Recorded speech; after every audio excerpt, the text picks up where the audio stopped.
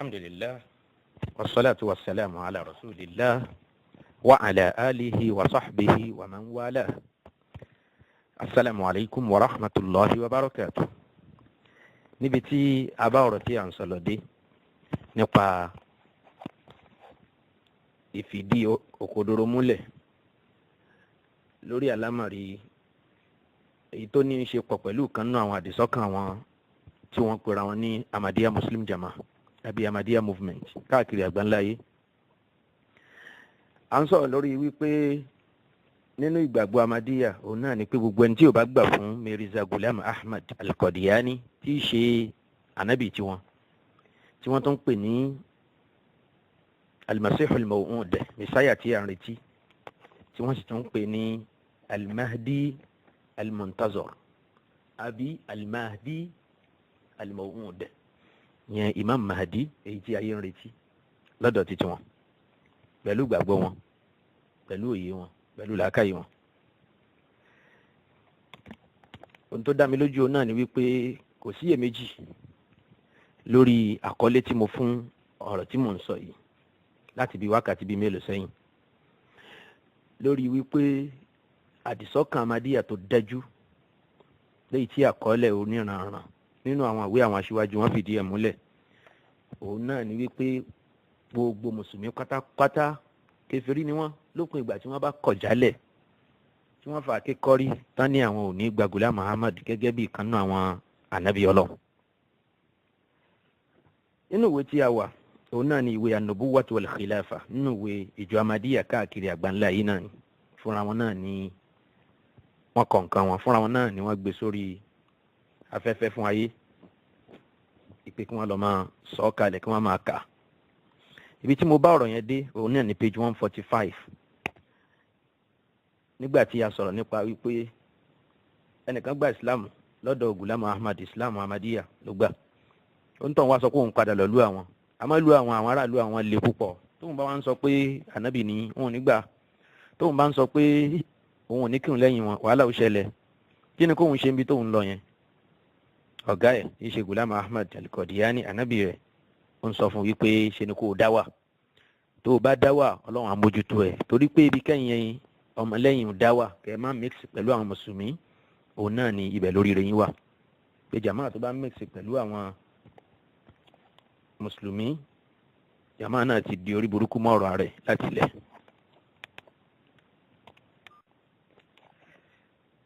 ní page 145 yẹn náà ní number 5 níbẹ̀, nínú àwọn ọ̀rọ̀ tí Ghulam Ahmad sọ léyìí tó fi ń pe gbogbo mùsùlùmí ní kèfèrí, pàápàá jùlọ ó tẹ̀ tí wọ́n kọjá àlà nasaba ila sakiti qawlan, ẹni tí ò sọ nǹkan kan nípa ẹ̀, kò kó ń gbàgbọ́ lánàbì, bẹ́ẹ̀ sì ni kò pé lópùrọ́. Ghulam Ahmad tún ní kèfèrí ló ń tọ̀hún náà, kò dáhùn tọ̀hún sí, ó ṣì pọ̀ máwọn tí ó pè wọ́n nírọ́. ní page 145 yẹn number 5 nínú àwọn ọ̀rọ̀ tí Ghulam Ahmad sọ, àwọn àjọ ẹ̀ ń fìdí ẹ̀ múlẹ̀, wọ́n fi ń ṣe gbogbo àwọn ọ̀rọ̀ wọ̀nyí, wọ́n fi ń ṣe ẹ̀rí tako àwọn Ahmadiyya tó sọ wípé Ahmadi lè máa kírun lẹ́yìn ẹni tí kì í ṣàmádì. Ghulam Ahmad sọ wípé amma alladhi yadullu sulukuhu ala annahu la ilaha ulahi wa la ilaha ulah fa innahu aidan mukadhibun lana fil haqiqa. ó ní ṣùgbọ́n ẹ̀rí ẹni tó pẹ̀lẹ́ mùsùlùmí yìí tí yóò fi ìbínú hàn sí mi, bẹ́ẹ̀ sì ni tí yóò gbà mí lódodo gẹ́gẹ́ bí ànábì Ọlọ́run àti Mẹsáyà. ṣẹ́rọ òun náà bó ti dúró láàrin méjì tí yóò fi ibi tí yóò sọ ibi tó lọ fún wa ní òpùrọ́ lòun náà, òun náà ń pè mí nírọ́ ni. wa amma alladhi la yusaddiquna wa yaktafi bi qawlihi anna bi annahu rajulun salih. ṣé tún wá rí ẹ tún gbọ́ ẹ̀yàn ọmọlẹ́yìn mi, Ghulam Ahmad ló ń sọ̀rọ̀ yẹn. ó ní ẹ gbọ́ o, ṣẹ́rẹ́ ni tí kò gbà mí lódodo, ẹnu tó kàn tẹnu ẹ̀ jáde náà ni pé Ghulam Ahmad èèyàn rí ni, fa innahu aidan mu'aridun, ẹ má tẹ̀lé, ẹ má gbẹ̀tàn jẹ pẹ̀lú róńtọ̀ yẹn,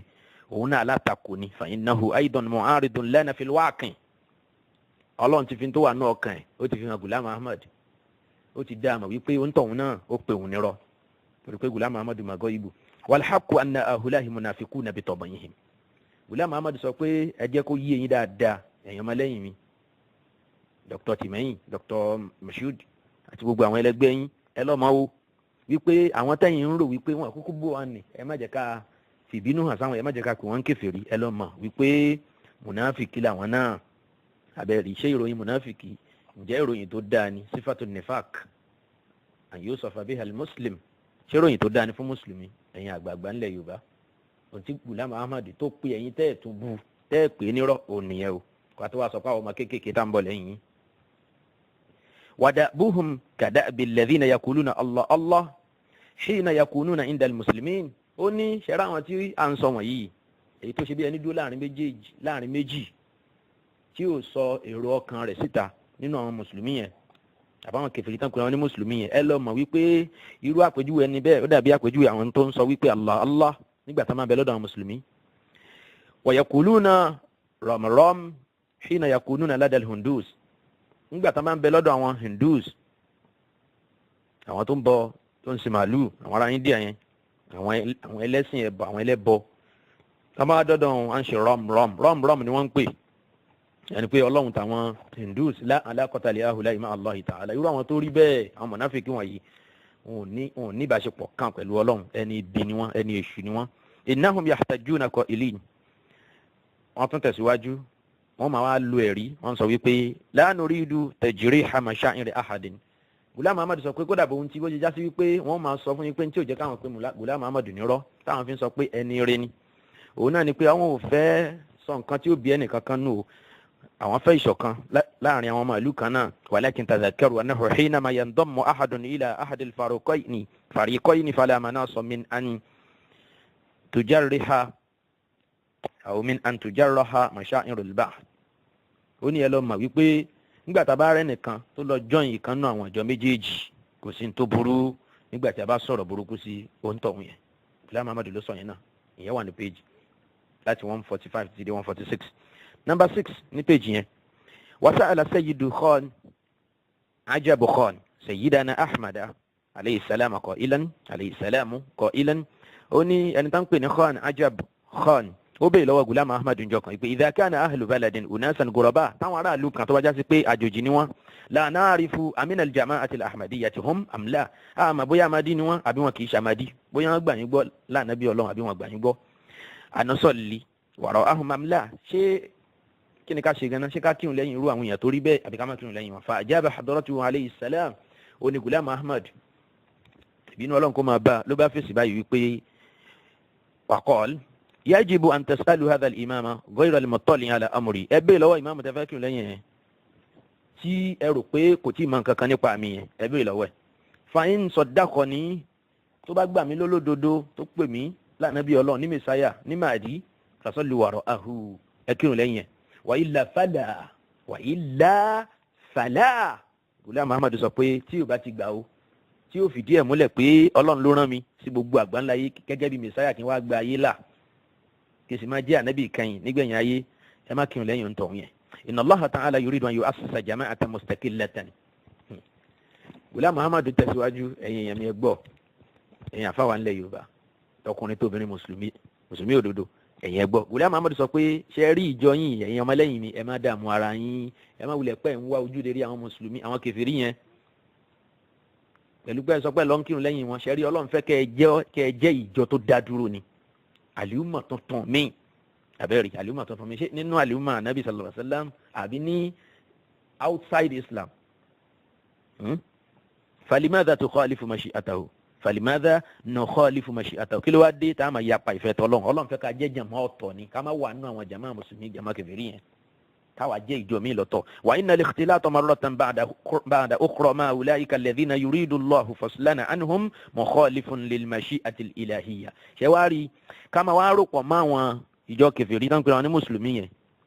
láti gbà kan sígbà míì, irú wà bẹ́ẹ̀ tá a bá ń ṣe bẹ́ẹ̀, tẹ́ bá ń ṣe bẹ́ẹ̀ yìí tẹ́ jẹ́ Ahmadiyya, láwọn tọ́lọ̀ ń fẹ́ yà wá pẹ̀lú wọn, tí ò fẹ́ kájọ ṣe pọ̀, tí ò fẹ́ kájọ máa jọmọ ìyá, tí ò fẹ́ kí ájọ máa rẹ́rìn síra wa, tí ò fẹ́ kájọ máa ríra wa gẹ́gẹ́ bí kan náà nínú ẹ̀sìn, tẹ́ bá lọ ń ṣe bẹ́ẹ̀ mukhalifun lil mashi'ati al-ilahiyya, ẹ ti yapa sí ìfẹ́ tọ́lọ́run nìyẹn o. page 146 nínú an-nubuwwatu wal khilafa. ó tẹ̀síwájú. falyahdhar ha'ula'i alladhina yukhalifuna amra Allahi ta'ala. tó àwọn ọmọ lẹ́yìn Ghulam Ahmad tí wọ́n kọ ìwé yìí làwọn náà bá tẹ̀síwájú, wọn náà kọ́mẹ̀ntì lórí ọ̀rọ̀ Ghulam yẹn. wọ́n ń bá wọn Ahmadiyya movement tí wọ́n wà ní Lahore àti ibi tí wọ́n bá wà káàkiri àgbáńlá yìí, wọ́n bá wọn wí pé ẹ wá lọ gbọ́ o, ẹ̀yin tẹ́ ń yapa àṣẹ Ọlọ́run yìí,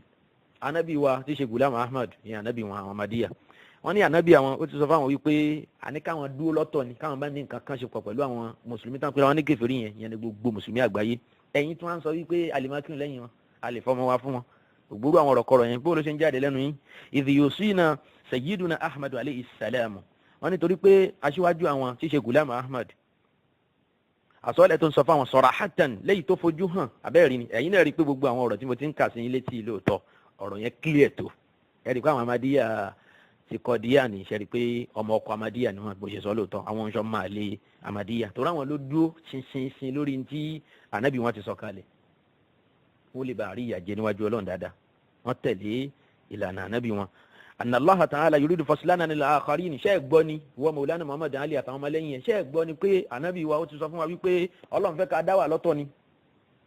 ká máa jẹ́jọ́ míì ká máa jẹ́ àlùmọ̀ míì yàtọ̀ fún àlùmọ̀ islamiyya tó ti wà tẹ́lẹ̀ walakinna ahulahi yuriduna an yakhtalitu ma'a al-qawmi marratan ukhra ṣùgbọ́n ó dàbí ẹni pé n tó wù yín ni pé kẹ́ lọ máa mix pẹ̀lú àwọn mùsùlùmí yẹn zọ̀nínà anna al-afdala an na'mala ma'ahum mutakatifin ẹ̀ ń rò wípé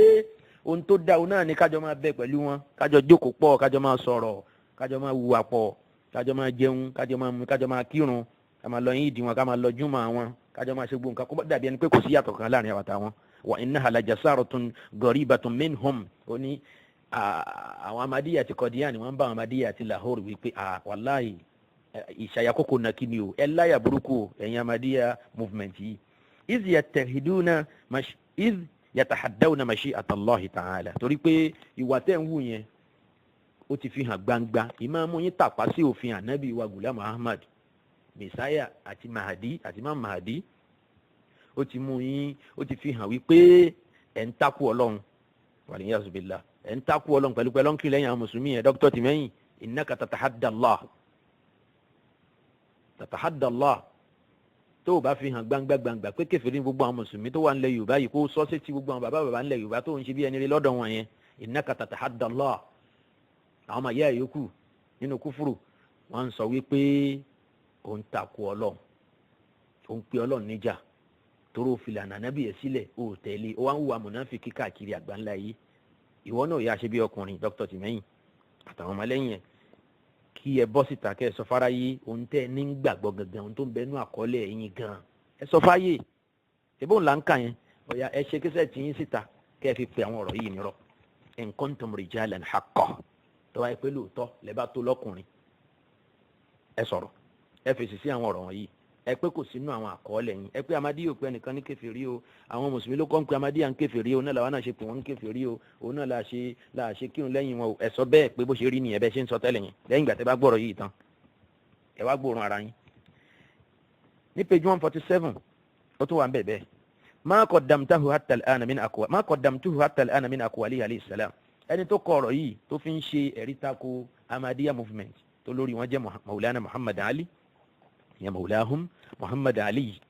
ó ní àwọn tẹ́ẹ̀rí tí mo ti ń sọ látẹ̀kan ní sẹ́yìn èèyàn mi lágbàáyé tí mo mú wá fi sọ́dádìl mutaraddidin tí mo ń sọ nípa àwọn tí wọ́n hesitate láti tẹ̀lé Ghulam Ahmad tí wọ́n fira wọn hàn gẹ́gẹ́ bí ọ̀tá àbọ̀ rẹ̀ fún tán àgbà lóòótọ́ tán sì pè nírọ́ kana musajjalan fi jara'idil jama'a ẹ lọ máa ò dájúdájú pé gbogbo tí mo ń sọ yìí ó ti wà á ti kọ́ tipẹ́tipẹ́ ó ti wà nù àwọn newspaper jama'a Ahmadiyya káàkiri ni wala garwa annahu wadihun jaliyun fi muradihi ó dájú púpọ̀ wípé gbogbo tí mo ń sọ yìí kò ní túmọ̀ mi kọjá àwọn túmọ̀ tẹ́yìn mùsùlùmí tẹ́yìn èèyàn ń gbọ́ káàkiri lágbàáyé yẹn bá a ṣe ń kà sí ilé tí yẹn. ìpè báwo lọ̀rọ̀ yóò ṣe wá ní máa jẹ́rìí tako Ahmadiyya movement táwọn wí nǹkan mi káàkiri. wa ma'a dhalika uqaddimu al-ana fatwahu alayhi salam ṣùgbọ́n tó ń ti bẹ́ẹ̀ náà mo ti máa ọ̀rọ̀ tó clear wa tó ń ti bẹ́ẹ̀ náà mo tún fẹ́ mú fatwa mi wá tó jẹ́ ti aṣíwájú wa Ghulam Ahmad التي سجلها حضرته بيده في أحد كتبه تون غفورا ẹ̀kọ́ sínú kan náà wọ́n tírà والتي هي من الصراحة والوضوح léyìí tó já sí wípé ọ̀rọ̀ náà ó máa clear tó pányápányá ní tí ò rújú bí i ìṣúlá يمكن أن يصعب فهمها على أحد léyìí tí kò lè ṣòro fẹ́ni kankan láti gbọ́yé abáyé ń try láti sọ fún àwọn Ahmadiyya movement wípé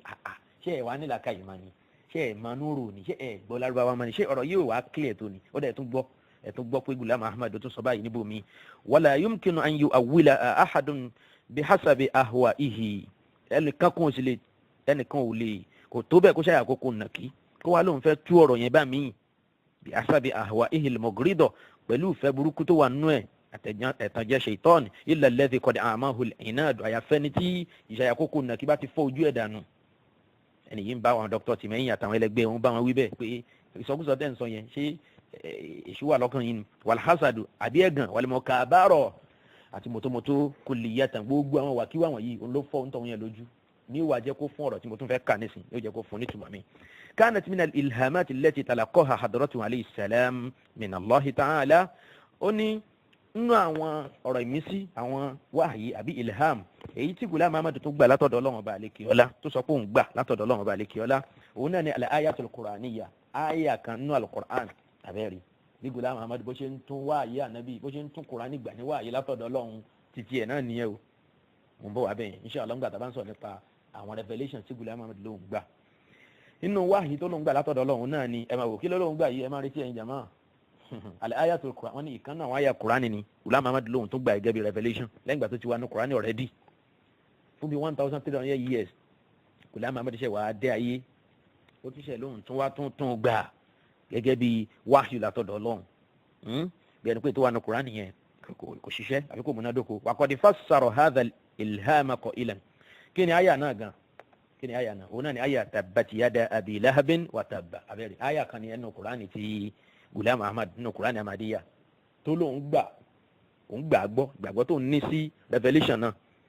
òun ló ń ní sí ó ṣe déédéé gbàgbọ́ tó ń ní sí al-Qur'an tẹ́ ẹ̀ bá máa fi tó wà insha Allah ta'ala máa padà máa sọ fún gbà tá a bá ń sọ̀rọ̀ nípa àwọn ìgbàgbọ́ Ahmadiyya míì abala tá a ṣì wà nísìnyí òun náà ní ìgbàgbọ́ Ahmadiyya lórí gbogbo mùsùlùmí àgbáyé tí a bá gba Ghulam Ahmad gẹ́gẹ́ bí ànábì Ọlọ́run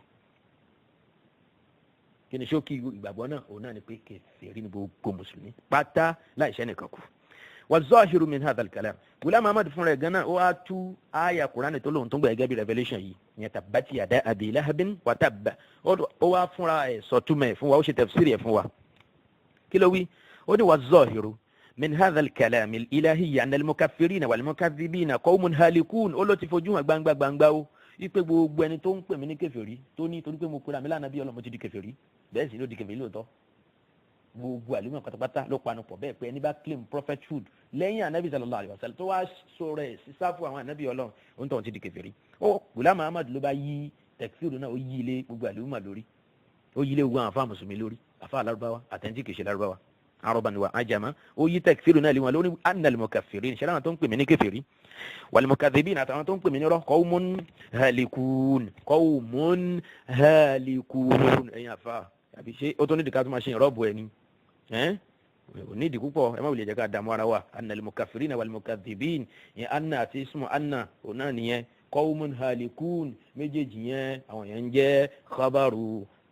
anna wa hakadha ó yé tó qawmun halikun ó ní ẹni parun ní gbogbo wọn ìgbẹ́ni tí ìbá ti gbà fóun Ghulam Ahmad tó pè wọn nírọ́ tó lóun ṣànábì Ọlọ́run tó lọ́lọ́run kọ́ ló rán wọn lidha falaysu ahlan li an yusalliya wara'ahum ahadun min jama'ati ó ní kò tọ́fẹ́ nìkan kan náà àwọn ọmọlẹ́yìn mi náà àwọn èèyàn mi kó máa kírun lẹ́yìn irú àwọn èèyàn bẹ́ẹ̀ irú àwọn ìmáàmù bẹ́ẹ̀ ìmáàmù tí yóò gba Ghulam Ahmad gẹ́gẹ́ bí ànábì Ọlọ́run èèwọ̀ ni fún alámàdí láti kírun lẹ́yìn irú ìmáàmù bẹ́ẹ̀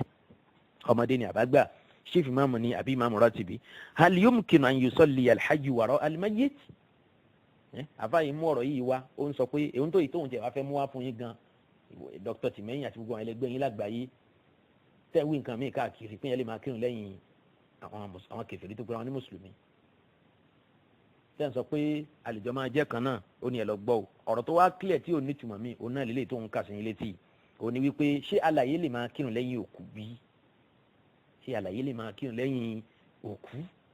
òkú ni gbogbo àwọn chief imams nílẹ̀ Yorùbá àti gbogbo àgbáńláyé kódà ìmáàmù Mẹ́kà gan ìmáàmù Sudais Jurayim gbogbo àwọn ẹlẹgbẹ́ wọn yòókù náà gbogbo pátápátá majitun àwọn Ahmadiyya nìkan tí wọ́n gba Ghulam Ahmad gbọ́ gẹ́gẹ́ bí anabi Ọlọ́run lẹ́yìn anabi Muhammad sallallahu alayhi wa sallam àwọn ni àlàyé ṣé àlàyé ẹ wá kílẹ̀ yìí náà ṣe ń rò gan ṣé ẹ fẹ́ ká àlàyé máa kírun lẹ́yìn òkú ni Ọlọ́run ṣàánú fatadhakkaru anna Allaha ta'ala qad akhbarani ẹ tún lọ rántí pé Ọlọ́run ọba àlekè láti fún mi ní làbárì wípé annahu haramun alaykum hurmatan qat'iyyatan wípé Ọlọ́run ti sọ fún mi wípé èèwọ̀ ni fún yín ní ìjẹ́ èèwọ̀ tí kò ní túmọ̀ míì an tusallu wara'a ayyi mukaffirin wa mukadhibin aw mutaraddidin ipe kẹ́ẹ̀tún lọ máa kírun lẹ́yìn ẹni tó ń pè mí ní kèfèrí àbẹ́ni tó pè mí ní rọ́tọ́ ní mi ò ṣànábì Ọlọ́run àbẹ́ni tó ń ṣe iyèméjì lórí ìjà ànábì àbí àìjẹ́ ànábì mi. wa innama yajibu an yakuna imamukum minkum, ẹnìkan nínú yín náà ni kó máa kírun fúnra yín. ẹ̀yin Ahmadi ẹ bá jẹ́ méjì mẹ́ta alábúlé kan, ẹ̀yin náà ni ẹ jẹ́ ìmáàmù ara ẹ dá mọ́ṣáláṣí ti yín lẹ̀, ẹ má lọ mọ́ṣáláṣí àwọn kèfèrí yẹn. wa ila dhalika yushiru juz'un min hadith al-Bukhari. torí náà ọ̀rọ̀ yìí tí mo tún sọ yìí náà ó lẹ́rìí o, ó lẹ́rìí inú hadith Sahih Bukhari abẹ́rẹ́ nǹkan ó yìí sọ fún yín síwájú wípé ẹlòmíì yóò sọ̀rọ̀ ẹnu yóò sọ àwọn èèyàn nù pẹ̀lú ẹ̀rí inú Kùránì náà. ṣé ọ̀rọ̀ Ọlọ́run ló ń sọ yẹn nù? láàlàlà àṣìgbọ́ ọ̀rọ̀ Ọlọ́run ní sọ nínú Ọlọ́run ní wala yazidu zalimina illa khasara. Al-Qur'an ìwòsàn ní fáwọn mùmínìn bá ti ń ka àwọn máa rí ìwòsàn, ṣùgbọ́n kèfèrí kò ní jàǹfààní kankan lára Kùránì. Al-Qur'an yóò tún máa jẹ́ sábàbí ìsọnù fún yín. Ọlọ́run kọ́ ni ó máa ń sọ ẹ̀dá nù, ọ̀rọ̀ Ọlọ́run kọ́ ní ń sọ̀yàn nù bẹ́ẹ̀ yẹn, ṣùgbọ́n ìkàkùkà àti tiẹ̀ yóò tún jẹ́ kọ́kàn tó máa lé sí ni torí wọn rórérò. ó ní hadith Bukhari jẹ́rìí sí ọ̀rọ̀ mi, ọ̀rọ̀ tí mo sọ wípé ìmáàmù yín ara yín ni wa imamukum minkum. ẹ lọ gbé sáré hadith yẹn ní Sahih Bukhari ní mùsùlùmí àgbáyé, ẹ̀yìn lọ kàtúmọ̀ hadith yẹn ní Sahih Bukhari. àdébí sọ̀rọ̀ nípa Ànábì Ìsá alayhi salatu wassalam ńgbà tí ó padà sọ̀kalẹ̀ nígbẹ̀yìn ayé, ó wá ní Ìsá ò ní lídìí irun fún yín, tá bá ní kó lídìí irun, ìmáàmù yín ti ṣe ìmáàmù Muhammad ibn Abdullah al-Mahdi, òun náà ni yóò máa jẹ́ ìmáàmù yín. wa imamukum minkum, ẹ̀ òbí tá a máa díẹ̀ lọ tú àdìsí Ànábì sí. Ọlọ́run ló ní káwọn Bukhari wáyé, Ọlọ́run ló ní kí àwọn àfẹ́sìn àwọn muhaddisun kan ṣe ìgbìyànjú, Ọlọ́run ló ní ká ríro àwọn al-Hafiz ibn Hajar al-Asqalani, Badruddin al-Aini, al-Qastolani àti gbogbo orú wọn bẹ́ẹ̀, Ọlọ́run kó san wọ́n lẹ́san rí. أي أن المسيح عندما ينزل فلا بد لكم أن تتركوا بالكلية كل الفرق الأخرى التي تدعي الإسلام ويجب أن يكون إمامكم منكم. تفسير غلام أحمدني التفسير الغلامي لذلك الحديث. بون شتو حديث يعني oni pé ńgbà tí Ìsá Maryam bá padà dé Masihu kò jẹ́ pé Ìsá Maryam ó nígbà tí Masihu bá padà dé òun náà dẹ̀ ló pèrè ní Masihu ló fi já sí wípé Ghulam Ahmad máa ń tẹ̀yìn bá sọ ń pa ẹ̀. àwọn ọ̀rọ̀ mi wà yẹn gbọ́dọ̀ sọ pé ànábì Ọlọ́run ṣùgbọ́n mo báyìí wà nù àwọn ànábì Ọlọ́run, òpònú báyìí wà nù àwọn ànábì Ọlọ́run, òun náà ni ànábì, òun ni Ìsá ọmọ Maryam, òun ni Masihu Maud, òun náà ni Mahdi Munta, òun náà tún là ànábì tó wá ní wàá kẹ́yìn ànábì Muhammad sallallahu alayhi wa sallam. ṣé gbogbo wọn yìí náà kí la fẹ́ pè ná 5 in 1 ẹ̀ tún padà rí pé kì í ṣe 5 in 1 nìkan. Ghulam Ahmad ni gbogbo àwọn ànábì Ọlọ́run as he claimed. As a firstly claimed, gẹ́gẹ́ bó ṣe pé rẹ̀ ó lóun ní gbogbo àwọn ànábì Ọlọ́run, kódà kò tún fi máa lórí yẹn nìkan, ó tó pẹ̀lẹ́ láwọn òòṣà gan, ó lóun lòòṣà Krishna táwọn Hindu tí wọ́n ń bọ̀. Ọlọ́run ṣọ́ àbírú eléyìí. Faf'alu kama tu'maruna tamaman, ó ní ẹ̀yin ọmọlẹ́yìn mi ẹ ṣe ń tọ́lọ̀ ọba pa yín láṣẹ o. ìmísí tí mo rí gbà látọ̀dọ̀ Ọlọ́run pé kẹ́ má kírun lẹ́yìn tí kì í bá ṣàmádì àbẹ́ni tó ń ṣe èméjì lórí ìjà ànábì mi ó nìyẹn o, ẹ wá ṣe ń tọ́lọ̀ ń pa yín láṣẹ, ẹ tẹ̀lé lẹ́kùnrẹ́rẹ́. Aturiduna an taj'alu lillahi alaykum hujjatan, ṣé ẹ fẹ́ kí ẹ̀rí Ọlọ́run ọba kó ṣe, ẹ fẹ́ kí ìyà Ọlọ́run kó sọ̀kalẹ̀ lẹ́yìn lórí mi, ẹ fẹ́ jẹ́ kọ́rọ̀ yín padà jásí náà ni. Wa an tahbata a'malukum wa antum la tash'urun, ṣé ẹ fẹ́ kí gbogbo ṣe yín ó bàjẹ́ ni bẹ́ẹ̀ sì ní mà pé ayé yín ti bàjẹ́ dànù ẹ̀yin ọmọlẹ́yìn mi, ẹ má lọ kírun lẹ́yìn àwọn mùsùlùmí tán, àwọn kèfèrí tó ń kọ́ wọn ní mùsùlùmí yẹn o. Innal ladhi, ẹ bọ́ sí page 148, innal ladhi yusaddiquni minal qalbi fa innahu yuti'uni aydan minal qalbi. ó ní ẹ lọ́ mọ̀ wípé ẹni tó bá gbà mí lólóòótọ́ tó gbà mí lódodo gẹ́gẹ́ bí ànábì àti mẹsáyà àti mahdi, ẹni náà yóò tẹ̀lé mi tọkàntọkàn. wa yattakhizuni ana hakaman fi kulli hal, yóò sì fi mí ṣe aṣíwájú apàṣẹ lórí ìgbésí ayé ẹ̀ lórí gbogbo tó bá fẹ́ ṣe, bí ìbá tí ò kí àlámọ̀rí náà ò kéré tó. wa yatlubu minni al-fasla fi kulli qadiyya, gbogbo ẹjọ́ tó bá fẹ́ dá, gbogbo ìgbésẹ̀ tó bá fẹ́ gbé, ní tí n bá sọ ni yóò tẹ̀lé. walakin alladhi la yusaddiquni min samimil qalbi, ṣùgbọ́n ẹni tó pèrè lámàdí tó sì jẹ́ mọ̀náfìkì láti inú odò okun ẹ̀. satarawna fihi zahwa wal kibra wal ujba wal ananiya, ẹ padà rí pé irú ẹni bẹ́ẹ̀ yóò jọrọ ẹ̀ lójú, yóò ní gbéraga, yóò ní màtàrí ẹni nìkan. fa'lamu annahu laysa minni fi shay'in, ẹ lọ mọ̀ pé irú àwọn tó bá rí bẹ́ẹ̀,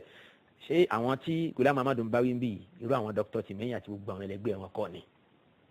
tí wọ́n ń pe mùsùlùmí ní kèfèrí, ṣùgbọ́n tí wọ́n ń ṣe tán wà nífàk, tí wọ́n lè wí níta gbangba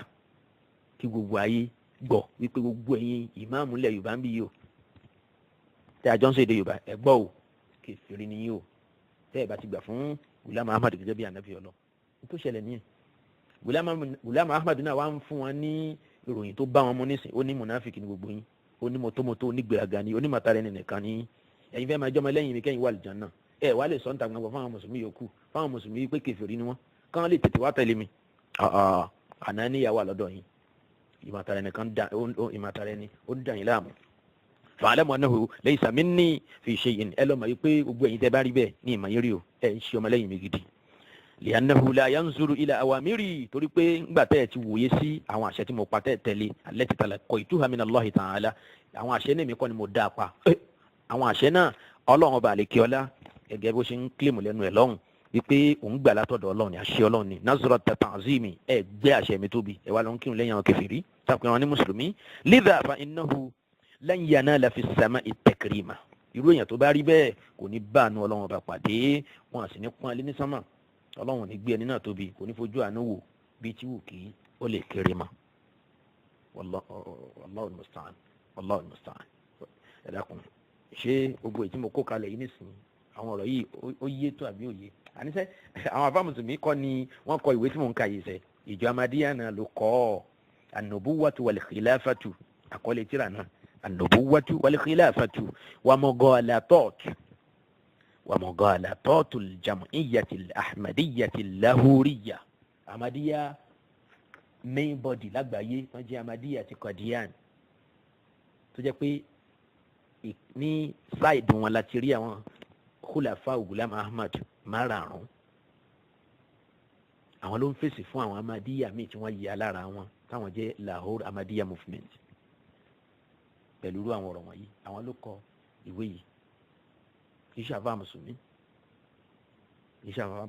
fúnra wọn ló ṣe àwọn ọ̀rọ̀ wọ̀nyí jọ torí pé èèyàn lè mọ yọ ọ̀ṣọ́jọ̀ṣọ́ lọ àwọn tá a wí wọ̀nyí wọ́n mọ Ghulam Ahmad dáadáa wọ́n mọ mazẹ́ àbí ẹ̀ ju anybody lọ àfà mùsùlùmí gan lè má lè sọ tó báyìí ṣùgbọ́n ẹ̀rí pé wọ́n fọwọ́ ara wọn ṣe ìsìbáàtú tẹ̀kfíìrù mùsùlùmí nísìn ìpè àníṣe ìgbàgbọ́ wa ni pé mùsùlùmí gbogbo yín pátápátá kèfèrí ni wal-iyazu billah. so níparí ṣíṣàmúlò tírà an-nubuwwatu wal-khilafa àkíyèsí ni mo fẹ́ pe gbogbo mùsùlùmí sí òun náà ni wípé lóòótọ́ mo ti sọ níbẹ̀rẹ̀ wípé ìwé yìí ó wà lédè lárúbáwá òun ni mo lò yìí bákan náà ó wà ní èdè òyìnbó méjèèjì náà ni mo ti fi ránṣẹ́ sórí al-Huda forum ṣùgbọ́n àkíyèsí tí mo ṣe òun náà ni wípé gbogbo tí mo kà jáde nínú tírà an-nubuwwatu wal-khilafa yìí kò sí lẹ́kùnrẹ́rẹ́ báyìí nínú ẹ̀dà ẹ̀sẹ̀dẹ̀ òyìnbó tán pè ní viewpoints of the Ahmadiyya Muslim Jamaat and the Ahmadiyya Anjuman Isha'at Islam on Nubuwwat and Khilafa. So wọ́n translate ìwé yẹn lẹ́kùnrẹ́rẹ́ àbí kẹ́kọ̀ọ́ já sí wípé àwọn nǹkan mìíràn ni wọ́n mú sọ nínú ẹ̀. Lóòótọ́ àwọn lecture mẹ́rin kan wà nínú Nubuwwat wal Khilafa mẹ́rẹ̀ẹ̀rin náà ni wọ́n kó sínú èyí tí wọ́n pè ní Nubuwwat and Khilafat, prophethood and its successorship. So lecture mẹ́rẹ̀ẹ̀rin yẹn wà nínú ẹ̀. Ṣùgbọ́n nínú Nubuwwat wal Khilafa àwọn abala bíi tí mo kà jáde yẹn so kò sínú èyí tó jẹ́ òyìnbó ẹ̀yìn so torí náà ńkọ́ ẹ ṣàmúlò àwọn fọ́nrán tí ẹ̀ ń gbọ́ yìí àwọn kẹ́sẹ̀tì wọ̀nyí ẹ ṣàmúlò ẹ̀ dáadáa kẹ́ ẹ fi lè fìdí ọ̀rọ̀ tí mo ń sọ yìí múlẹ̀ so bákan náà kí a lọ kà nínú èdè lárúbáwá àwa tí a bá ṣe méjì lórí tí mo kà síta nínú èyí tó jẹ́ Arabic version yẹn kí a gbé lọ sọ́dọ̀ àwọn tí wọ́n bá kẹ́kọ̀ọ́ èdè lárúbáwá ẹni kàkà sínú kẹ́sẹ̀tì fún yín kẹ́yìn náà wá gbé padà lọ bá àwọn àfáà yín pé ǹjẹ́ ẹni yìí ǹjọ́ ka nǹkan rí àbí kàkúkà ló kà jáde níta lè ṣe nìyẹn so torí pé ìwé yẹn wọ́n á translate ẹ̀ fully àbí kẹ́kọ̀ọ́ já sí wípé ìgbà tán kọ Arabic yẹn wọ́n á dà àwọn nǹkan míì ma torí pé abala bíi tí mo kà nínú ti Arabic yẹn òun náà ni abala bíi tí wọ́n ti ń fèsì fún àwọn ìrújú nípa Ahmadiyya wọ́n pè ní al-maqalatul akhira ní page 95 dahdu shubuhatin waswasu biha ala al-internet ìgbà tán fi lecture mẹ́rin tán fi fèsì fún Ahmadiyya movement ti Lahore tán wọ́n ṣe wàá tún wá mú àwọn èsì ọ̀rọ̀ wá fún àwọn ìrújú tó wà lọ́dọ̀ Ahmadiyya movement yẹn so òun labala tó wà nínú an-nubuwwatu wal khilafa tí ò sí nínú English version torí náà ńkọ́ ẹ jẹ́ kí a kíyèsí gbogbo tí mo sọ yẹn Allahu a'lam. Naam níparí abala yìí wọ́n á fẹ́ padà sínú ìwé pélébé kan èyí tí alhamdulillah Ọlọ́run ti ní kí ọ̀pọ̀lọpọ̀ mùsùlùmí kí wọ́n rí kàlẹ́ ni òun náà ni àpilẹ̀kọ kan tí wọ́n pe àkọlé ẹ̀ ní all Muslims are infidels. All Muslims are infidels. àwọn àfáà mùsùlùmí tí wọ́n ń gbógun ti ròrí Ahmadiyya lágbàáyé pàápàá jùlọ bóyá Jam'iyyatu Khatmi Nubuwwa wọ́n pọ̀ dáadáa bẹ́ẹ̀ yẹn láwọn àkójọpọ̀ àwọn mùsùlùmí láti lè fòpin sí láti lè gbógun ti ròrí Ahmadiyya kó má bàa báyé àwọn mùsùlùmí jẹ́. ẹ̀yin àfáà wa ńlẹ̀ Yorùbá ẹ jẹ́ káwa náà ká gbárùkù tira wa. kò sí tó burú tí a bá kó àwọn àjọ kan jọ nínú àwọn akẹ́kọ̀ọ́ àwọn tí wọ́n kẹ́kọ̀ọ́ tó yanjú akẹ́kọ̀ọ́ èdè òyìnbó tán kẹ́kọ̀ọ́ èdè Lárúbáwá tán mọ Al-Qur'ani tán mọ Sunna tán sì mọ̀ nípa ìròrí Ahmadiyya gan láti lè ṣọ̀pọ̀lọpọ̀ ṣẹlẹ̀ Yorùbá ń bì náà bóyá àwọn ọ̀rọ̀ Ahmadiyya nínú àwọn ìwé wọn tí ó ń túmọ̀ ìgbàgbọ́ wọn nípa gbogbo mùsùlùmí yòókù àti ìgbàgbọ́ wọn nípa Ghulam Ahmad tó já síwájú wọn ẹni káwọn ìgbìmọ̀ wọ̀nyí kí wọ́n tú sédè Yorùbá kí ọ̀pọ̀lọpọ̀ mùsùlùmí lè láǹfààní àti kà á tán bá tú sédè Yorùbá tán ká tún kà á sínú késẹ̀tì kọ́pọ̀lọpọ̀ èèyàn rà kí wọ́n máa gbọ́ nílé wọn ká máa gbọ́ nínú mọ́tò kí ọ̀pọ̀lọpọ̀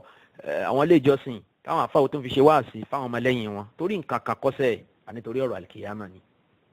ẹlẹ́kọ̀ọ́kan ó ní kullul adawati qad turja izalatuha illa adawata man adaka fi dini illa adawata man adaka fi dini. gbogbo ìjà la máa ń ran kan pé yóò parí ó mówó mi ó sọ̀rọ̀ mi lẹ́yìn ó bú mi ó mọ́ mi lójú gbogbo orú yẹn lè parí.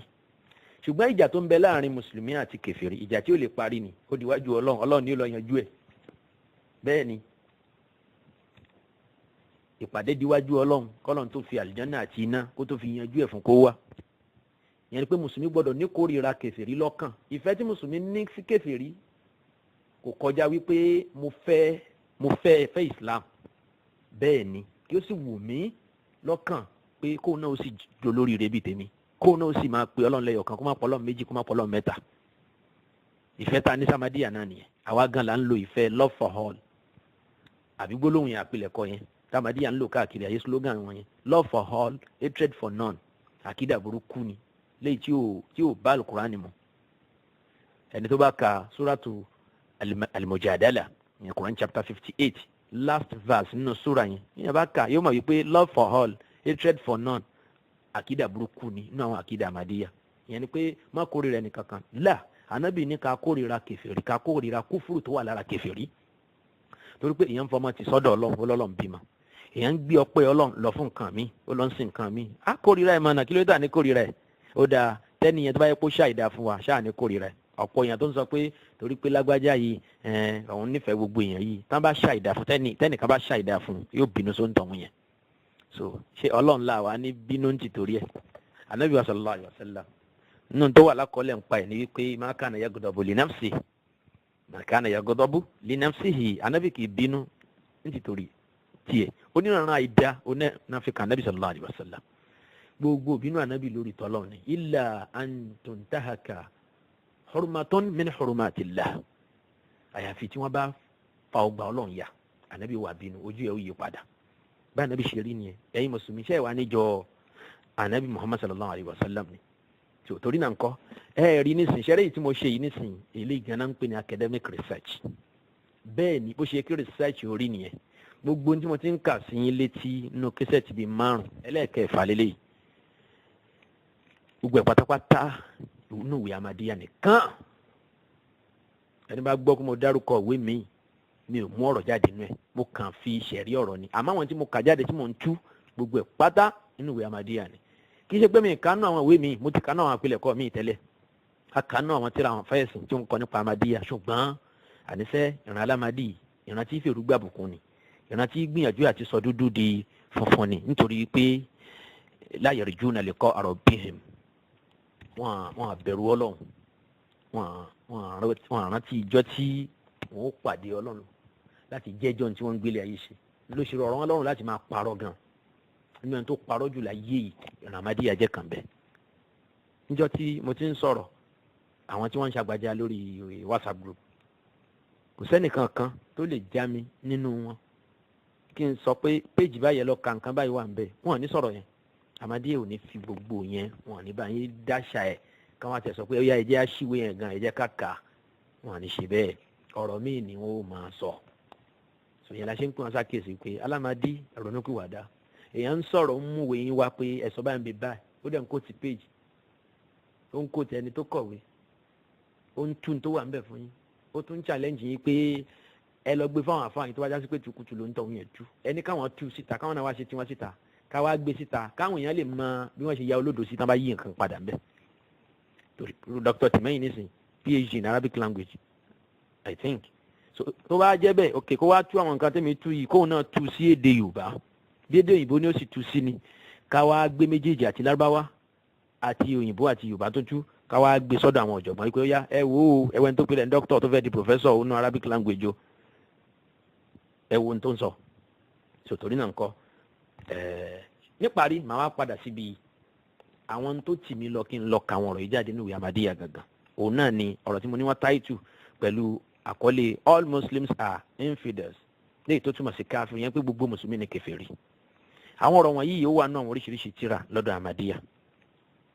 àwọn afa kóòtù ẹ̀ ṣùgbọ́n mi ìgbà tí tó pẹ̀lú tí wọ́n kóòtù yẹn mo wá lọ wá jáde láti inú ìpìlẹ̀ gangan. wọ́n kọ sínú ọ̀rọ̀ yìí pé Ahmadiyya Jamaat and their followers today pretend to be the champions of Islam, claiming to have exemplary character. ẹ̀rí ìwà Ahmadiyya gan ni wọ́n ń sọ yẹn wàláhì gbogbo Ahmadiyya máa sọ fún yín pé Ahmadiyya gan ni Islam gidi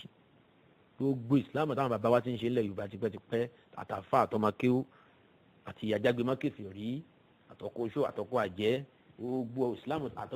àti tẹ̀bílíìgì àti alùsùnà gbogbo wọn gbogbo Islam tí wọ́n ń ṣe yẹn Islam fake ni níta Ahmadiyya ó máa sọ fún yín yẹn pé Ahmadiyya nìkan ló ń tẹ̀lé ẹ̀sìn Islam Dr. Tìmẹ́yìn mo ti gbọ́ ọ̀nà rẹ̀ bẹ́ẹ̀ ni pé Ahmadiyya ló ń tẹ̀lé Islam gidi Islam. They go to extra length to advise that Muslims have labeled them kafir, whereas they are very peace-loving sect of Islam who has never labeled anyone kafir. They raise the slogan, love for all, hatred for none. However, in real life, all these claims fly in the face. The founder of Ahmadiyya movement, Mirza Ghulam Ahmad Qadiani, has this to say about the Muslims, that is in the bracket, non-Ahmadi Muslims. Ẹgbọ́n tí Ghulam Ahmad wá sọ nípa àwọn Mùsùlùmí yòókù nísìn. Kí àwa tí ogun tí mo kà yẹn, so kí lè máa jẹ́ summary fún àwọn ọ̀rọ̀ yẹn. Nínú ọ̀rọ̀ Ghulam Ahmad tó sọ, gẹ́gẹ́ bí wọ́n ṣe kóòtù ẹ̀ nínú àwọn ìwé ẹ̀ nínú Ainat Kamalatil Islam, yẹn ni ìwé tán pé ní Ainat Kamalatil Islam ó ti kóòtù wo bí táwọn ọ̀rọ̀ yẹn wà lẹ́tà ṣùgbọ́n mo fẹ́ kà fún yín lédè òyìnbó báyìí kí ẹ lè dì í mú dáadáa ẹ̀yin tẹ́ ń sọ òyìnbó. ó ní Ghulam Ahmad sọ pé except for the children of prostitutes whose hearts have been sealed by God, everyone else believes in me and has accepted me. Ọ̀rọ̀ kan nìyẹn ní ọ̀rọ̀ Ghulam Ahmad. Number 2, God has revealed to me that anyone to whom my message has reached and he has not accepted me, he is not a Muslim. Ghulam Ahmad ní àlùsọ bẹ́ẹ̀. Níbo mi ó ní I have God's inspiration that he who does not follow you and will not enter your bay'at, that is oath of alliance, and remain your opponent, he is disobedient of God and his prophet, hellish. Yani ìtumọ̀ hellish ni pé jahannami yìí ló ń tọ̀hún yẹn ẹni tí ó bá gbà fún Ghulam Ahmad kọ́lọ́n ti sọ fún un nínú Revelation wípé hellish ló ń tọ̀hún yẹn yẹn ni pé jahannami yun jahimiyun yahimiyun ló ń tọ̀hún yẹn ẹni tí ó wọ̀ náà ni nígbẹ̀yìn ayé pé ó ti wọ̀ náà látàyè yìí gan Allahu musta'an. Ghulam Ahmad tún tẹ̀síwájú nínú ọ̀rọ̀ ẹ̀mí nínú tírà mi nínú ìwé Arba'in wọ́n kò tẹ̀ wípé thus remember as God has informed me, it is forbidden and absolutely forbidden to pray behind any disbeliever and hesitant, but it should be that your imam should be one of you. Ọ̀rọ̀ Ghulam Ahmad mina tún ni ìyẹn náà. Someone has a question and Mirza has replied to it. Both are mentioned in his book Haqiqatul Wahi. I quote. Question yelele. Huzur Ali has mentioned in thousands of places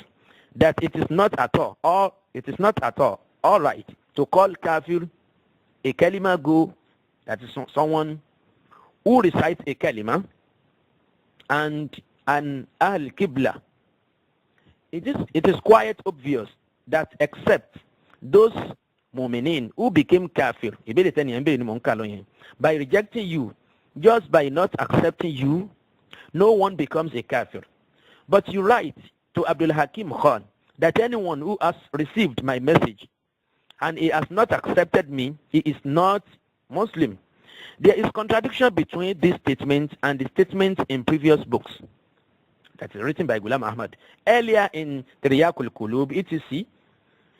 you had mentioned that no one becomes kafir by not accepting you, and now you are writing that by rejecting me, he becomes a kafir. Answer. This is strange that you consider the person who rejects me and the person who calls me kafir as two different persons, whereas in the eyes of God, he is the same type. Because he who does not accept me is because he considers me a fabricator. God and his prophet as well. Apart from this, he who does not accept me, he does not believe in God and his prophet as well, because there is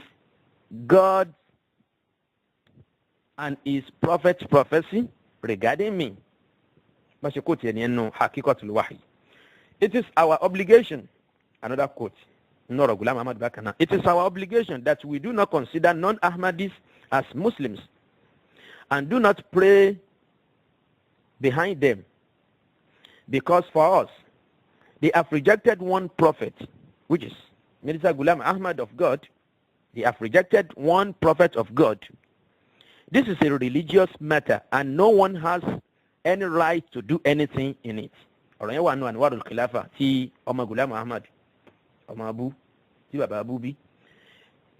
All Muslims who are not included in the initiation of Masih Maw'ud, even if they have not heard the name of Masih Maw'ud, they are kafir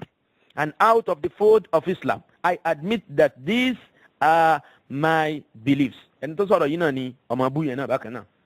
Elekeji Tishi Bashiruddin Mahmud Ahmad Ghulam Ahmad. Oni keferi ni gbogbo wa. Ṣé ọ̀rọ̀ yìí kí la fẹ́ sọ? Ṣé ebu la máa burú ẹni tó ń pè wá ní keferi? Àbí kí la jẹ́ fẹ́ sọ gan-an? Àfikà wa náà sọ pé la'natullahi 'ala al-kadhibin. Tòrọ àwọn olùkùrọ̀. Àwọn ló ń claim ìjà ànábì lẹ́yìn ànábì sallallahu alaihi wasallam. Táwọn á sọ di dandan fún gbogbo Mùsùlùmí láti gbà wọ́n gbọ́. Ọ̀rọ̀ mi jàre, everyone who accepts Moses but not Isa, or accepts Isa but not Muhammad, or accepts Muhammad but not Masih Maw'ud, Ghulam Ahmad, he is not only kafir, but he hardened kafir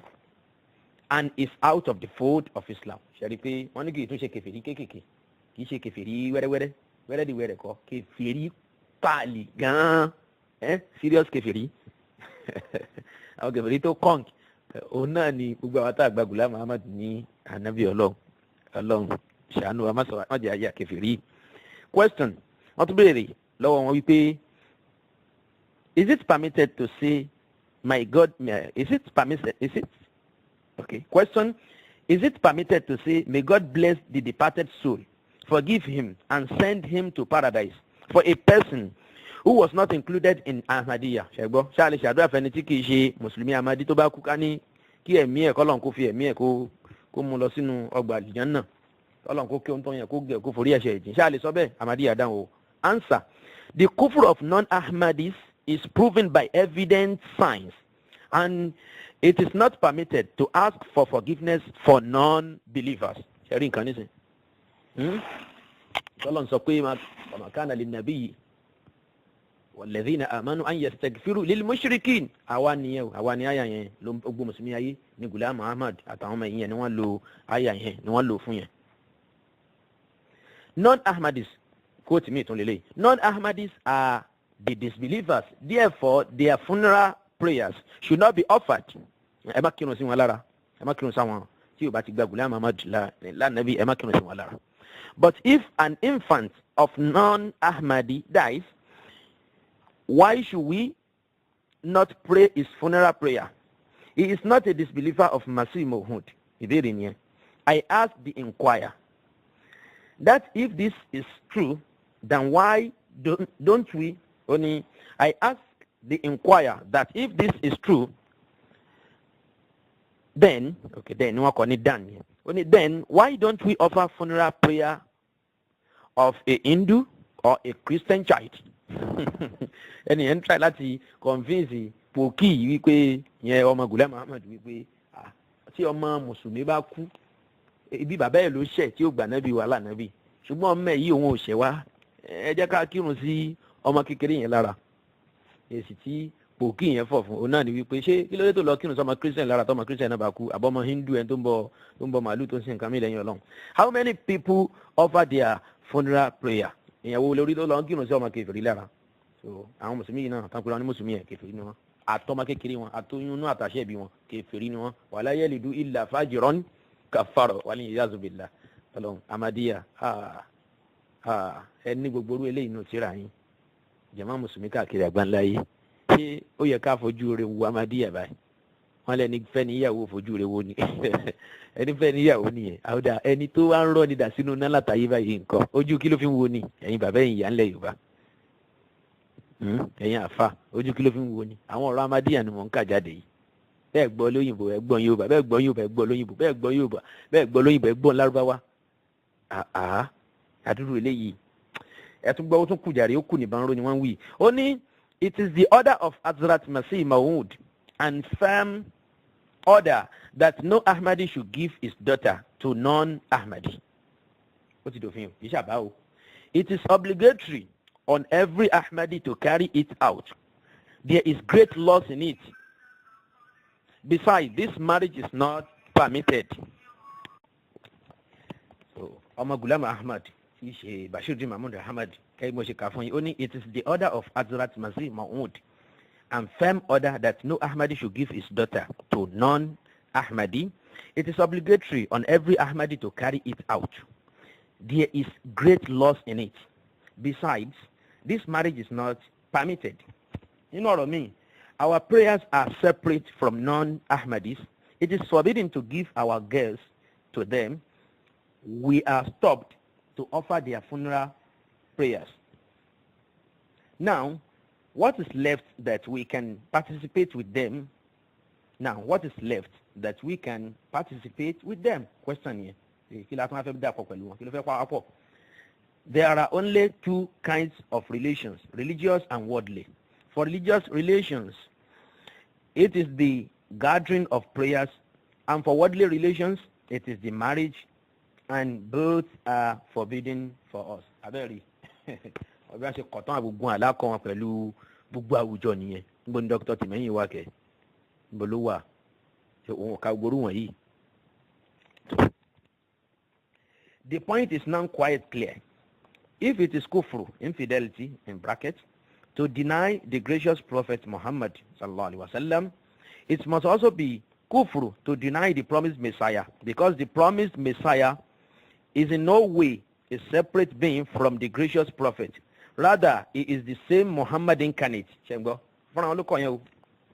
Muhammad incarnate. Ona ni ẹni pé ànábì tó tún wá pẹ̀lú àwọ̀ ẹlòmíì, ànábì wa sallallahu alaihi wasallam, àwọn ló gbé àwọ̀ Ghulam Ahmad wá sáyé. Ó túmọ̀ sí pé ẹ̀mejì lànábì wáyé. Incarnation yẹn wà nù belief Islam. If anyone is not deemed a kafir for denying the promised Messiah, then anyone else who denies the gracious Prophet also cannot be considered a kafir. How is it possible that denying him in his first birth as prophet, yàní pé ìwáyé àkọ́kọ́ ànábì sallallahu alaihi wasallam, báwo lèyàn ó ṣe pé ní kèfèrí, báwo lèyàn ó ṣe pé lòpùrọ́ nígbà yẹn tó ń tọ́ yẹn wọn jẹ́ mùsùlùmí lójú ayé ẹ̀ níwọ̀ àkọ́kọ́ tó wá 14 centuries ago, should be regarded as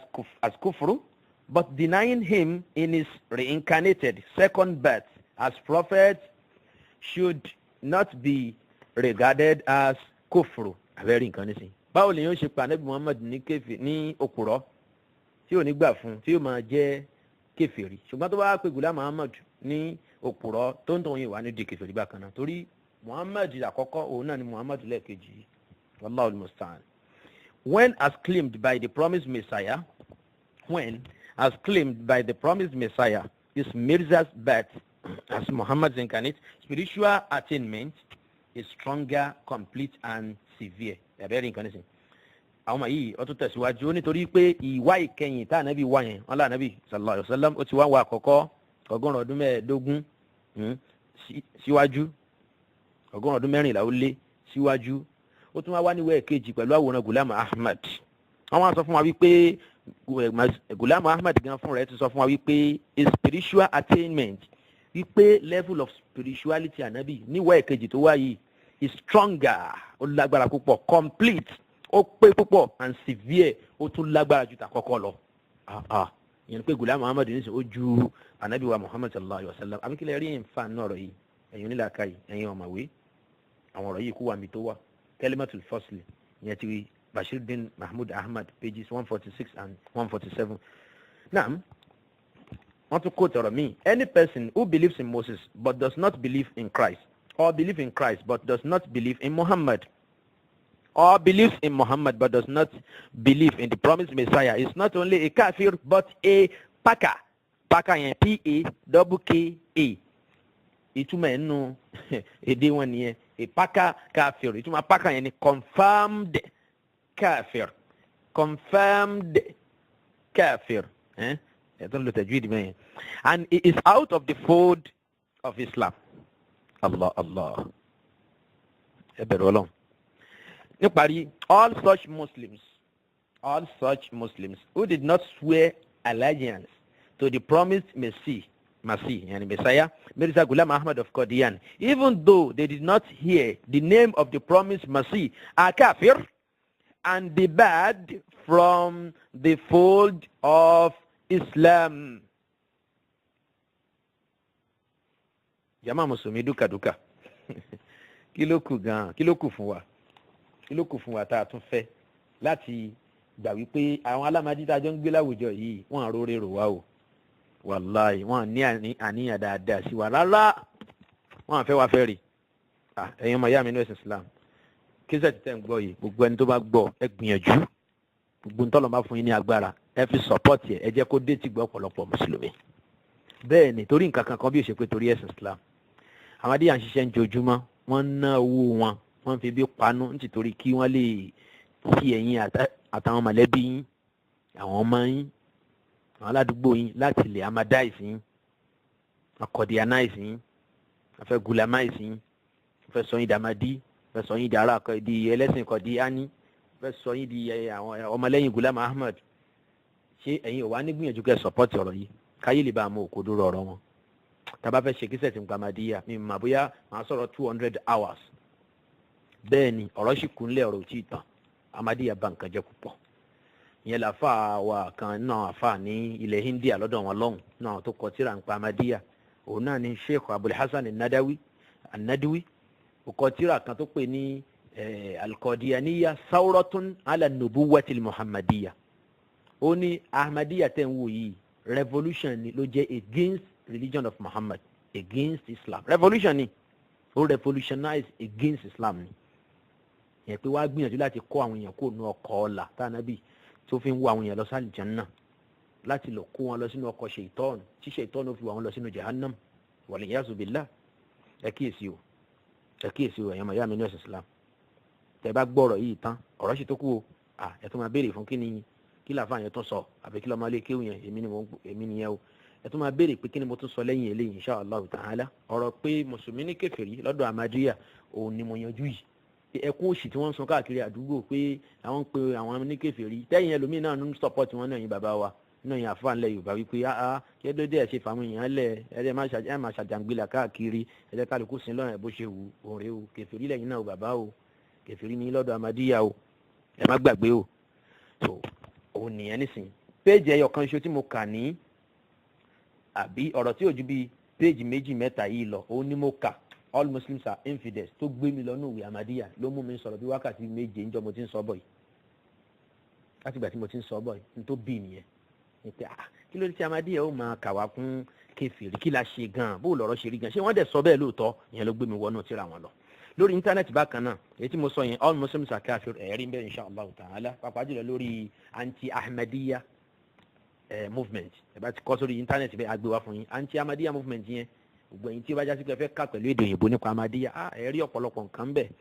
àwọn ọ̀rọ̀ tán dẹ̀ ń sọ bẹ́ẹ̀ kì í ṣe sọkúsọ tó bá jẹ́ sọkúsọ ní gbà wọ́n gbọ́ ṣe torí pọ́n jẹ́ mùsùlùmí ara wa wala yajrimannakum shana'anu qawmin ala alla ta'dilu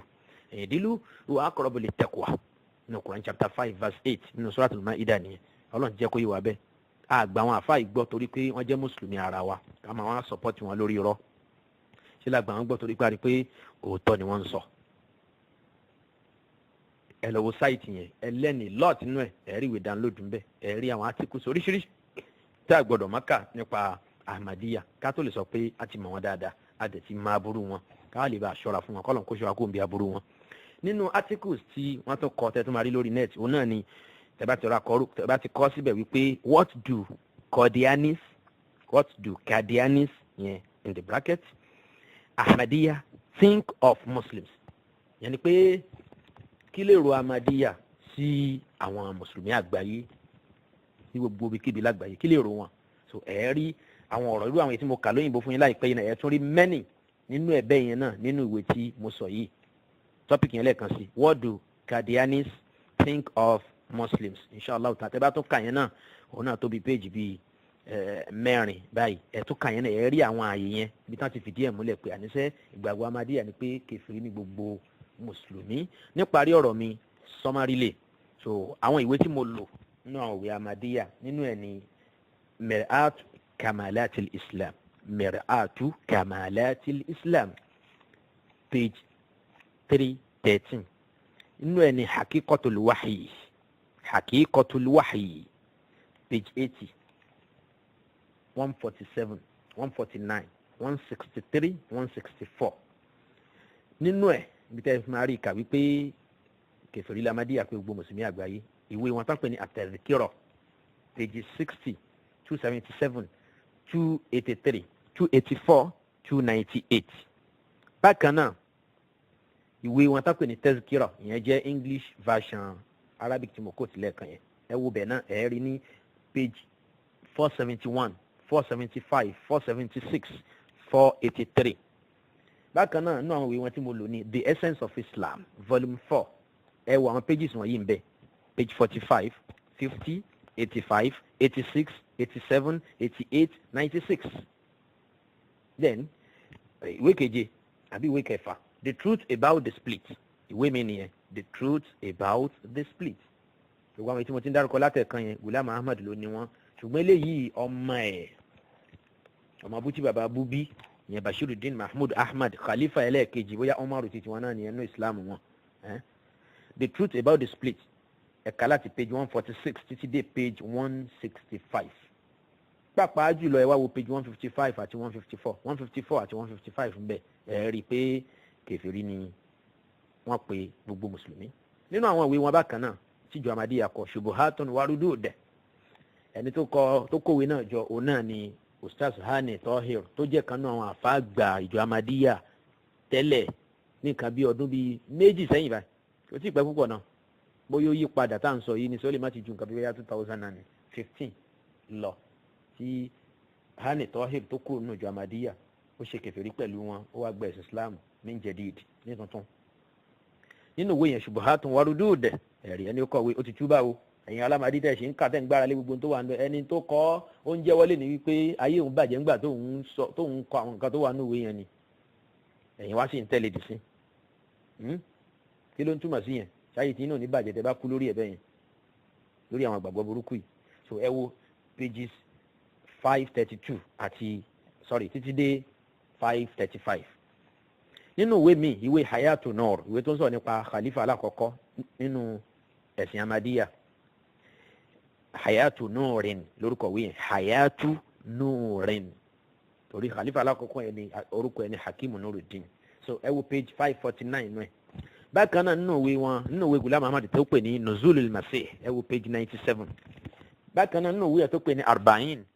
li itmamil hujjati ala al-mukhalifin ẹ wo page 90 lọ́wọ́ sàlẹ̀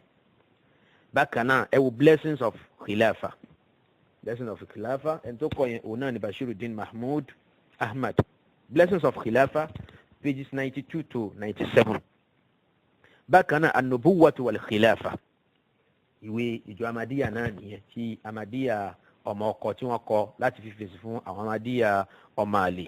An-nubuwwatu wal khilafa wa mughalatatu al-jam'iyyati al-ahmadiyyati al-lahuriyya al-lahuriyya. Inú ìwé yẹn ẹ wo page 1 ẹ kà láti page 138 kẹ́ka síwájú bẹ́ẹ̀. Mi ní tàn yín èèyàn mọ̀ yá mi ní ẹ̀sìn Islam tó ń tí bó ṣe já sí wípé mo ṣe wọn bá tí mo lè ṣe lórí ọ̀rọ̀ yìí. Mo tún fẹ́ fi dá yín lójú wípé mi ò lè sọ wípé mo ti kó gbogbo ọ̀rọ̀ náà tán torí wípé onírúurú ẹja ló wà nínú búdò Ghulam Ahmad. Àwọn ibi tó ti pe mùsùlùmí kèfèrí, àwọn ibi tí Ọlọ́run fi mí ṣe kò ń gẹ́ láti wá jáde òun làwọn wọ̀nyí. Mi lè sọ wípé mo kó tán, mo mọ̀ kó tó pọ̀ bẹ́ẹ̀ dáadáa. Mo fẹ́ lè sọ pé gbogbo ìwé ẹ̀ pátápátá tandahu bi takfiri al-muslimin. Hadhihi al-kutubu ash-shaytaniyyatu kulluha tandahu bi takfiri al-muslimin. So níparí ẹ jẹ́ káwa náà ká wá àwọn ìwé yẹn ká ní lọ́dọ̀.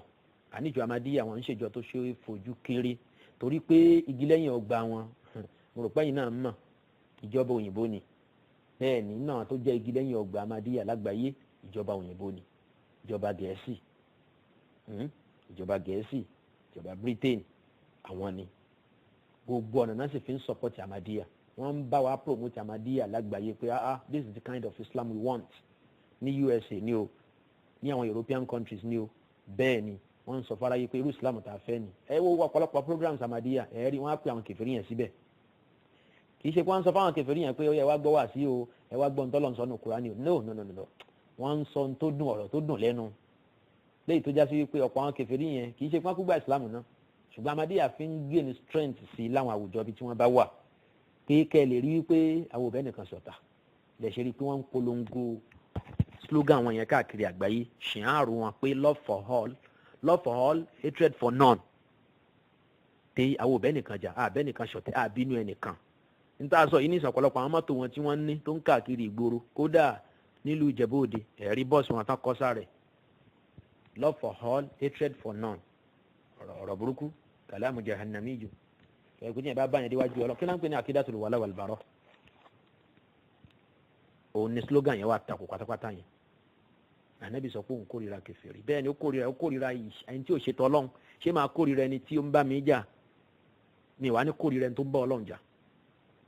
Màá kórìíra ẹni tí ó ń bú mi tàbí tó ń ṣàìdá sí mi. Lápèjúwe ni mò ń sọ o. Mi ò wá ní kórìíra Ọlọ́run tó ń bọ́ mi, tó ń fún mi jẹ, tó ń fún mi. Mi ò wá ní kórìíra ẹni tó ń bínú Ọlọ́run. Astaghfirullah. Mi ò wá ní kórìíra ẹni tí ó ń bọ́ Ọlọ́run jà, tó ń ṣàìdá sọ́lọ́run, tí ò gbọ́ tọ́lọ́run. So òun tọ̀ yẹn téèyàn ò bá ti kórìíra kèfèrí àti kúfùrù tó wà lára ẹ̀. Pàápàá jùlọ kúfùrù tó wà lára ẹ̀. Ìgbà tó yà sí pé ìwà onífoni wàhálẹ̀ tẹ́ bá ti rí kèfèrí ìwà kúfùrù ń bẹ lára ẹ̀. So ìyẹn téèyàn bá sọ pé mo hate ẹni tí mo hate lára ẹ̀ tó bá béèrè òun náà ni pé mo hate àìgbọ́lọ́ngbọ́ ẹ̀. Báwo lọ́lọ́run ṣe máa dá ẹ̀ tó máa jẹ́ tó máa mú òun gba tẹ́gùn ẹ̀ tó bá ní bùkátà òun ló máa kó máa dá ẹ lóhùn ìwọ wá kọ tiẹ̀ lẹ̀ ò ṣe kayfa takfuruna billah ilé tó fọlọ́run náà lẹ̀ tó tẹ̀lé tó dúpẹ́ fún tó wá lọ ń gbọ́pẹ́ fún nǹkan mi níta hate lára kèfèrí nìyẹn ìfẹ́ tá a dẹ̀ ní sí náà ni pé a fẹ́ ìmọ̀nà fún ṣùgbọ́n Ahmadiyya àwọn ò fẹ́ kì í ṣe pé àwọn fẹ́ ìmọ̀nà fáwọn kèfèrí yẹn àwọn fi kálukú lẹ̀ pé kálukú máa ṣẹ̀sìn Ọlọ́run bó ṣe wù yẹn láyé ṣe ń fẹ́ wọn ó dáa àwọn èèyàn náà ń gbà táná bí ò tí ì dìde Mẹ́kà láti máa gbógun ti àwọn òrìṣà àwọn ará Mẹ́kà wọn àbínú sí wọn fún lórúkọ tó dùn tó dáa Al-Amin As-Sadiqu gbogbo ẹ̀ ni wọ́n máa mọ̀ ṣùgbọ́n gbà tó dìde tó bẹ̀rẹ̀ sí ní yẹ̀yẹ́ àwọn òòṣà wọn tó ń sọ̀rọ̀ wọn pé ẹ má sin ẹlòmíì mọ́ lẹ́yìn Ọlọ́run òòṣà kọ́ ló dá rẹ Ọlọ́run ló dá igi tẹ́ fi gbẹ́ Ọlọ́run ló dá òkúta tẹ́ fi mọ́ Ọlọ́run ló dá yẹ̀pẹ̀ tẹ́ fi mọ́ Ọlọ́run ló dá òkúta tẹ́ gbé wálé tẹ́ sọ́dọ̀ Ọlọ́run tẹ́ ń bọ̀ ìgbà yẹn ganan wá gbógun tànábì wọn á pè lórúkọ oríṣiríṣi majnun sahir sha'ir gbogbo orúkọ tí ò dá kahin gbogbo ẹ̀ òun náà ni wọ́n ń dojú ẹ̀ kọ ànábì wa sallallahu alaihi wasallam wọ́n pè lálágbègbà wọ́n pè ní lónírọ́ wọ́n pè lólórin wọ́n pè ní wèrè torí nǹkan kan kọ́ torí pé ànábì ti sọ ní tó takò wọn so Ahmadiyya bá sọ ní tó takò ẹ̀sìn àwọn èèyàn láyé ẹ̀ rí i pé wọ́n á yíjú padà sóhun náà wípé ó dẹ̀ wá ń yẹ̀yẹ́ ẹ̀sìn wa ẹ̀ dẹ̀ lọ́mọ o wípé Ahmadiyya ń ṣe lè nísìn love for all hatred for none yẹn àkídà tí ò bá ohun tá ànábì wọn wà lórí ẹ̀ mọ́ ni ẹni bá kàwé Ghulam Ahmad dáadáa á rí wípé Ghulam Ahmad ò gbógun ti èèyàn kan rí, kò gbógun ti àwọn àjọ kan rí tó bó ṣe gbógun ti Christianity. Gbogbo ìwé Ghulam Ahmad ló kún fún ọ̀pọ̀lọpọ̀ criticism, ó ń yẹ̀yẹ́ àwọn Christian, ó ń sọ ọ̀pọ̀lọpọ̀ ọ̀rọ̀ burúkú sí wọn nígbà táwọn náà sọ̀rọ̀ ẹ̀sìn Islam. So èyí táwọn Ahmadi wá ń ṣe lénìí ṣé wàá bá tànàbí wọn mọ̀ nìyẹn, kò bá mú bí kankan. Ghulam Ahmad ó yẹ̀yẹ́ Christianity, ó sọ̀rọ̀ sí wọn, ó kọ ọ̀pọ̀lọpọ̀ òwe láti bà ojú wọn jẹ́ láwùjọ, débi wípé ó tún padà sọ̀rọ̀ sáà nàbí Isa alayhi salatu wassalam. A tún máa gbọ́ yẹn gbà mí náà insha Allah ta'ala nígbà tá a bá ń sọ̀rọ̀ nípa mawqifu Ghulam Ahmad al-Qadiani min al-anbiya, àbí Ghulam Ahmad al-Qadiani wa ihanatul anbiya.